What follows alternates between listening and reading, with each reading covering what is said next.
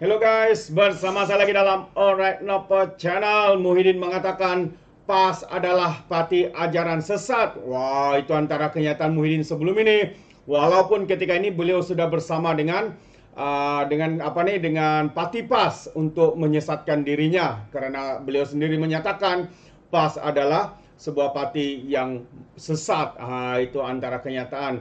Dan hari ini kita boleh dengar ya, setiap kali keluar daripada mulut daripada pemimpin-pemimpin mereka ni, tidak lain tidak bukan ya fitnah, tuduhan, sentimen bangsa dan agama. Dan apa yang dikatakan oleh Brother Iswardi juga, bahawa pemikiran takfiri PAS ini jelas ya di parlimen adalah sebuah pemikiran kawaris, pemikiran PAS yang masih terperangkap dengan pemikiran perang dan kuno pemikir Islam. Oh, apakah maksud yang dinyatakan oleh Brother Iswardi ini? Jadi menarik untuk kita ikuti, sahabat-sahabat semua, pencerahan daripada Brother Iswardi berkaitan dengan perkara ini. Jadi tanpa omong masa, mari kita tonton. Gila kita tonton.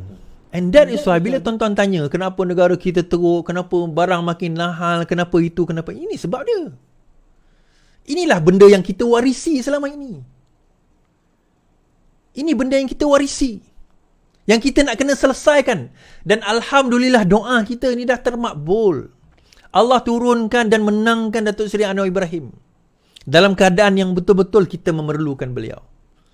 Dan dalam masa yang sama, God is great, tuan-tuan. Apa kata UMNO?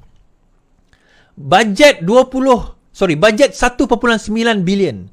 Bukti DAP bukan ancaman pada Islam. Ashraf Wajdi kata. Antara tuduhan yang sering diulang-ulang terhadap pentadbiran Anwar Ibrahim ialah kehadiran DAP mendatangkan ancaman Islam dan orang Melayu.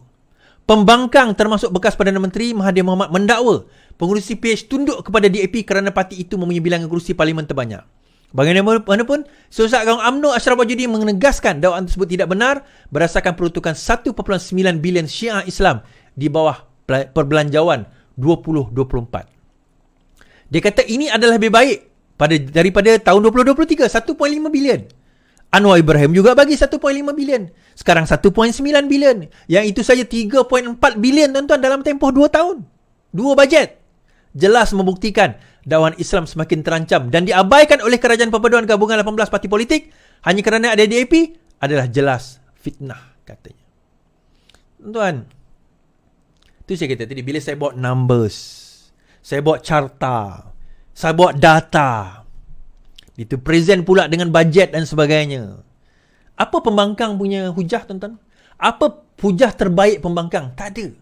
Sebaliknya, dia bermain dengan apa? Dia bermain dengan sentimen agama. Now, kita tengah kenyataan ahli parlimen PAS di dalam parlimen yang menyatakan bahawa DAP itu kafir. Sehingga kan ada yang bukan Islam, ahli parlimen bukan Islam, bangun dan bertanya, adakah kafir itu termasuk mereka yang Islam di dalam DAP? Okay, kita dengar dan kita bahaskan ulasan dan kita bedah pemikiran orang PAS ni. Macam mana boleh mereka datang dengan pemikiran takfiri ni?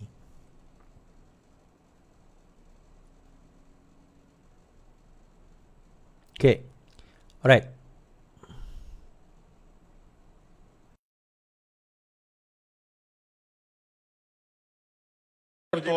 Bagi saya dalam bahasa percakapan, dalam ilmu seni percakapan bahasa Arab disebut itlaqul kulli. Dia kena belajar dengan Aitam. Aitam dia kata dia ini kafir zimmi, bukan kafir harbi, dan kita setuju. Kita tak setuju orang kata DAP ni kafir harbi walaupun memang kafir. Tuan Di Pertua yang saya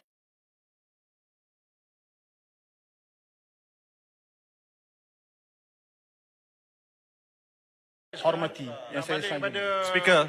Ucapan ataupun nak balik pada ucapan Speaker, ataupun 36 sekali lagi. Dia kata, tadi dengar tuan-tuan walaupun DAP itu kafir, dia kata, kita tak setuju dengan kafir harbi. Ya.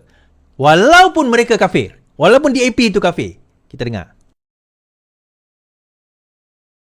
Yang berhormat, Timbalan Speaker. Yang berhormat, Jelutong dan Yang berhormat Ipoh Timur, saya tak selesai lagi. Ya. Janganlah. Dengan izin, Timbalan Speaker. Tapi tadi apa dalam dia punya penjelasan yang menyatakan DAP Yang hormat, duduk. Saya tak selesai lagi. Lagi kamu yang berhormat masuk kan, jadi lagi susah saya nak selesaikan ni. Ya. Silakan. Last.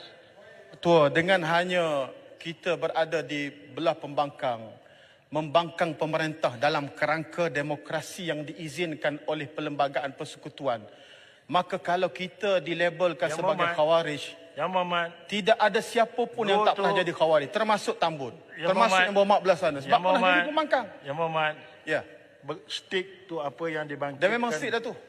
Habis. Itu yang Selesai dah. ada dalam video dia. Saya Baik. risau untuk jawab. Jadi saya ingat kepada Ipoh Timur supaya berhati-hati dan waspada. Sebagaimana saya sebutkan tadi, I'm willing to die untuk mempertahankan agama kita. Sekian dia Pertua. Baik. Alright, saya telah mendengar sebentar, saya tengah bercakap, ya Allah. Saya tengah bercakap minta habis lagi ni ya. Isu pertama aja. Ini lagi. Okey, yang berhormat Ipoh Timur telah bangkitkan 36 dan isu-isu poin yang tidak dinyatakan. Yang berhormat telah menjawab poinnya.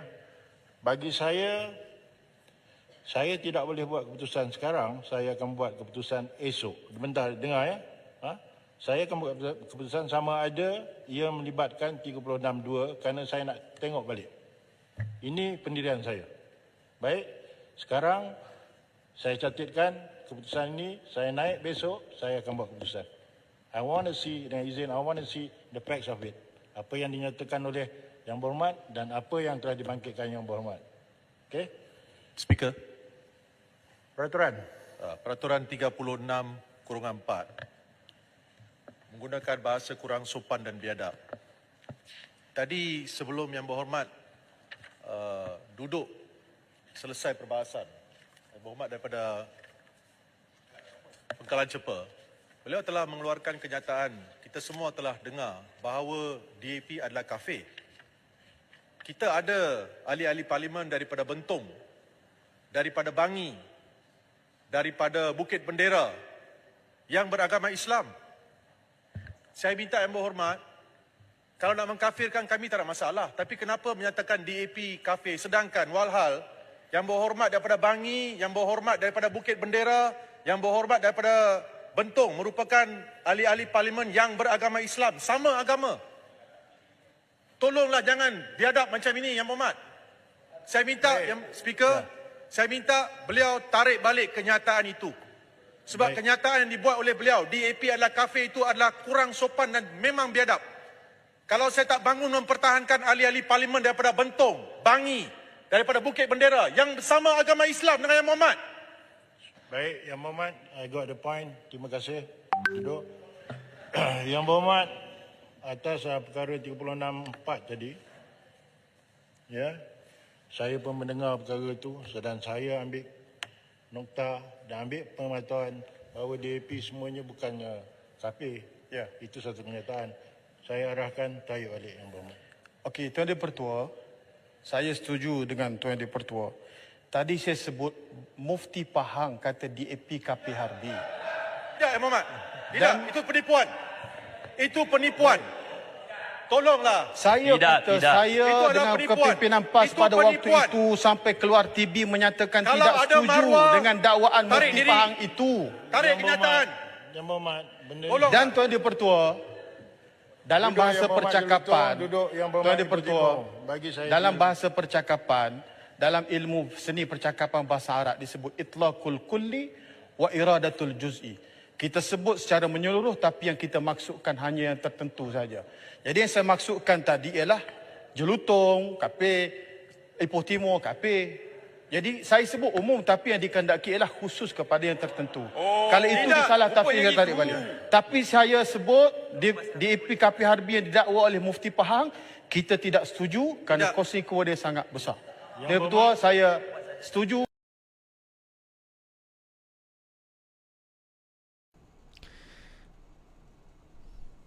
Dia macam ni lah tuan-tuan. Pemikiran begini. Baik, yang pertama sekali mana datang polemik ni? Polemik ni datang apabila ada tulisan I think oleh Ipoh Timur mengenai PAS adalah parti Khawarij yang suka menuduh-nuduh orang kafir dan sebagainya. Dan ini dimeterikan sendiri oleh pemuda PAS Sikh yang mengatakan undi PH, undi BN masuk neraka. Itu antara perkara yang pernah diutarakan. Namun begitu, dalam masa yang sama juga, tadi dia bangkitkan, dia kata, kita tak tengok full tapi saya faham konteks dia. Dia membahaskan tentang kenyataan Mufti Pahang pada tahun 2016 dan beliau tak tarik balik. Mufti Pahang tarik balik, mengatakan bahawa DAP adalah kafir harbi. PAS kata tak, bukan kafir harbi, kafir zimi. Apa pada Harbi dengan Zimi? Harbi ni yang menentang, Zimi ni yang setuju. Maksudnya kalau kita akan cerita kejap lagi konteks dia. Baik. Akhirnya dia keluar satu kenyataan. Dia kata bahawa DAP itu adalah kafir. Dia kata macam tu.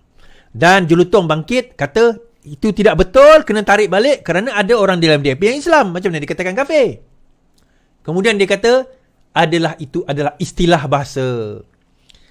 Lafaz umum itu bukanlah bermaksud spesifik dan sebagainya. Itu helah, tuan-tuan. Kalau kita tak betulkan perkara tersebut, dia sudah termasuk dalam hansat dan dinyatakan sedemikian. Sebagai seorang yang beragama Islam, saya tolak tepi dia ustaz tak ustaz lah, tetapi seorang yang beragama Islam, hendaklah berhati-hati dalam mengeluarkan perkataan kafir, terutama kepada orang Islam yang lain.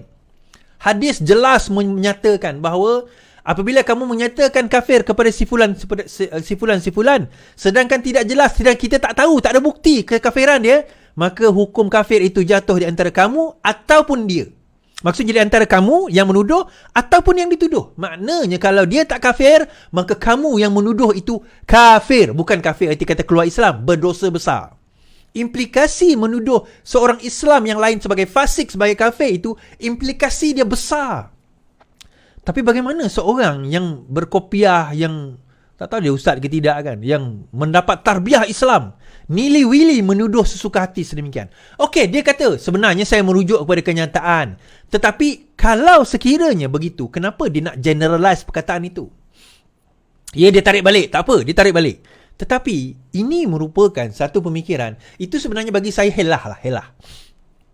Dia helah.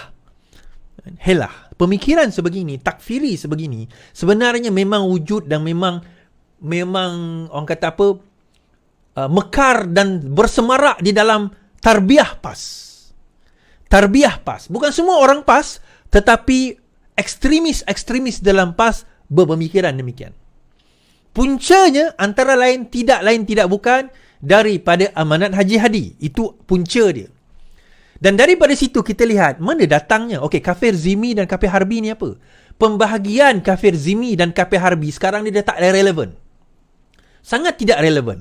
Kafir zimi, kafir harbi itu adalah pembahagian yang dibahagikan oleh ulama zaman kuno sewaktu peperangan. Pada masa itu tidak ada nation state. Zaman itu zaman peperangan di antara nation. Itu biasa. Masa itu kita ada crusade, Kristian perang dengan Islam. Kita ada negara perang negara. Islam perangan Islam pun ada. Di mana masa itu adalah negara berempire. Dan juga keturunan tu yang menjadi apa orang kata, raja atau pemerintah pada waktu itu. Ada yang setuju tak setuju. Peperangan berlaku. Bukan setakat di dalam negara Islam. Seluruh tamadun pada masa itu memang berperang untuk nak mengembangkan kuasa mereka. Bukan agama, tetapi itu memang budaya. Memang tradisi pada zaman itu. Maka pada waktu itu terdapat pembahagian kafir zimi, kafir harbi. Malah ada ulama, ada negara, kalau negara Islam yang lain yang menyokong kafir harbi, dipanggil kafir harbi itu, maka negara itu juga dipanggil kafir harbi walaupun itu orang Islam. Itu pembahagian pada waktu itu. Nah, sekarang ini kita bukan ada dalam kerangka perang. Sebab itu saya kata kita kena faham fiqh Islam itu adalah satu fiqh yang hidup. Dia tidak mati. Dia berubah mengikut zaman wa makan, pada mengikut zaman dan juga tempat. Ni kalau kita nak bahas ni panjang. Pembahagian kafir zimi, kafir harbi itu dah tak relevan dah pada zaman sekarang ini. Saya berani kata. Tetapi kenapa pemikiran itu masih ada, tuan-tuan? Kerana pemikiran PAS itu sendiri, kalau kita faham, tarbiyah PAS itu sendiri, mereka mengambil buku-buku pendidikan itu daripada mana? Sumber-sumber pendidikan, sumber-sumber yang mereka bawa untuk nak didik anak-anak murid, anak-anak usrah mereka, pengikut, penganut mereka itu daripada mana sumbernya? Daripada mana sumbernya? Dan kita kena faham bahawa sumber-sumber itulah antara lain yang membawa kepada ekstremisme. Saya tak kata PAS tu akan membawa kepada ekstremisme, tetapi sumber yang sama yang membawa kepada ekstremisme di dalam agama itulah yang digunakan oleh PAS. Gerakan-gerakan Islam yang membawa ekstremisme itulah yang dibawa oleh PAS. Dan mereka melihat kepada fatwa-fatwa yang sebenarnya relevan. Betul, kita tak nafikan fatwa itu relevan. Tetapi pada zaman pemerintahan dan pada zaman peperangan, contohnya Ibn Taymiyah, Al-Mawardi dan sebagainya, pada zaman pemerintahan pada waktu 1000 years ago, agree. Pada waktu dan keadaan itu. Tetapi dalam keadaan sekarang, kita kena ada pendekatan baru dalam beragama. Tetapi mereka masih beromantika.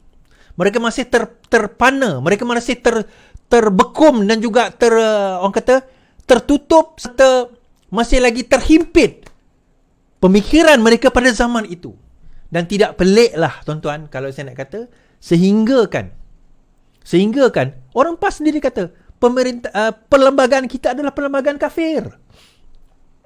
Perlembagaan kita adalah perlembagaan kafir, dia kata. Tak, ini orang PAS sendiri dalam debat dengan kawan saya itu, orang PAS sendiri kata, perlembagaan kita ni perlembagaan kafir, dibawa oleh orang kafir. Asas dia cakap macam tu. Now, inilah sebab kenapa pemikiran sebeginilah yang menyebabkan kenapa pembangkang ini dia tak jadi pembangkang, tuan-tuan, jadi pembangkang. Dan pemikiran sebeginilah yang akhirnya akan menghancurkan negara. Bayangkan tuan-tuan kalau PAS memerintah sekarang. Saya tanya soalan, kalau PAS memerintah sekarang, kita tak tanya ceritalah apa jadi pada orang bukan Islam. Kita cerita apa jadi pada orang yang mempersoalkan tok guru yang kononnya membawa Islam. Agak-agak dia orang jadi apa?